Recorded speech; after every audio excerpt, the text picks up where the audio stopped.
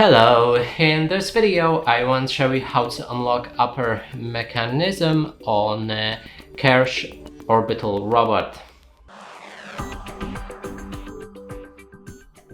To do this, first we'll need to grab it with one hand, like I'm holding it right now. Just don't hold it with the force, just put your hand on it in case something wrong happens. And when you're holding it with one hand, pull on this lever down, and then we can slowly lift it up, and that's how we open the mechanism. If you want to lower it, then pull on the same lever and start lowering down the upper mechanism, then lock the lever, and that's how you do it. And that's it for this video. Hope you like it. Please consider subscribing to our channel, leave a like and a comment below.